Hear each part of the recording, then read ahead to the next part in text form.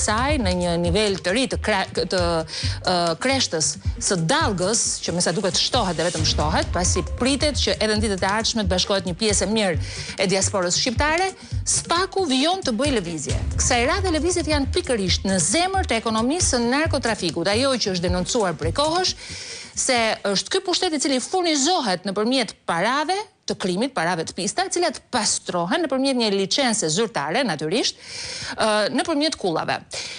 Disa sekuestrime të rëndësishme dëshmojnë se SPAK-u, ashtu si edhe në rastin Aruba, vijon, do të shihet deri në fund se si do shkojë kjo çështje, por për të bllokuar Saraçineskën, e cila furnizon dhe ka furnizuar në mënyrë të vijueshme ekonominë shqiptare, pse jo edhe mungesën e rotacionit të pushtetit duke garantuar zgjedhjet për Edi Ramën.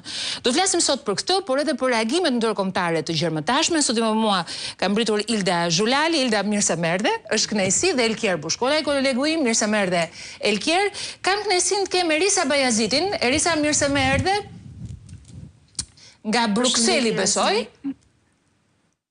Po, këtë herë nga Brukseli. Këtë herë nga Brukseli, në fakt pash një postim tëndin, ishte edhe me audio, edhe me imazh, ishe bashkuar dhe ti kërkesës protestuesve shqiptar për dorëheqjen. Nuk e di nëse je dhe ti nga ata të diasporës që protestojnë edhe nëpër rrugët e Europës, duke sinkronizuar, po themi ne, dhe rezonuar atë mesazh që vjen nga Shqipëria, nga Tirana.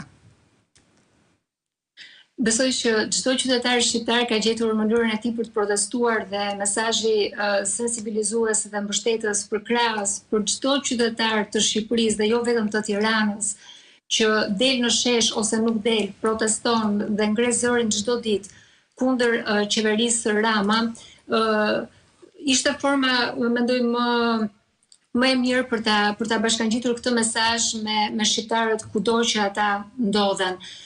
Nuk është hera e parë që protestojmë dhe nuk kemi pritur vetëm këtë moment. Ky është kulminacioni i një historie të gjatë të Shqipërisë që është duke vuajtur në këto 13 vite qeverisje dhe nuk po arrin dot të shkëputjet nga një keqeverisje që ju ka shkatruar jetën shqiptarëve. Dhe mendoj që ka ardhur tani momenti që shqiptarët janë duke folur dhe duke dashur të marrin fatin e tyre në duar, kanë kuptuar që kjo qeveri nuk është më një qeveri që qeveris për shqiptarët, është një qeveri që nuk mbështet më interesat kombëtar dhe protesta sot, dje apo çdo protestë që do të ndodhë në vazhdim është artikulimi i qartë i një mesazhi që besoj këtë herë duhet në patjetër të shkojë në veshët e kryeministrit, sepse nuk ka më rrugdalje. Nuk ka më rrugdalje sepse fasada e qeverisë Rama ka rënë. Këtë nuk e kanë kuptuar vetëm shqiptarët, por mendoj edhe ata miq të real të Shqipërisë, qofshin këta shqiptar apo ndërkombëtar, që e shohin me shumë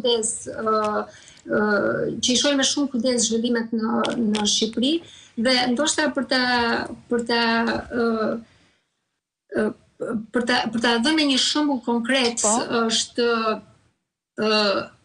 mesazhi, postimi i fundit i ambasadës së Shteteve të Bashkuara të Amerikës, ku ajo i drejtohet shqiptarëve me një mesazh shumë të qartë: mbroni interesat kombëtar. Imagjinoj në çfarë pike ka arritur shteti shqiptar. Pra një shtet tjetër, në këtë rast partneri ynë strategjik, Shtetet e Bashkuara të Amerikës, i bëjnë thirrje shqiptarëve, por është një mesazh i fortë edhe për qeverinë në këtë rast, të mbrojnë interesat kombëtar. Pra imagjinoj në çfarë gjendje të rëndë është sot shteti shqiptar, që nuk do të vetë të mbrojë interesat kombëtar. Erisa, do të kthehem tek ty sepse më intereson pak, unë në fakt vetëm pak më parë kam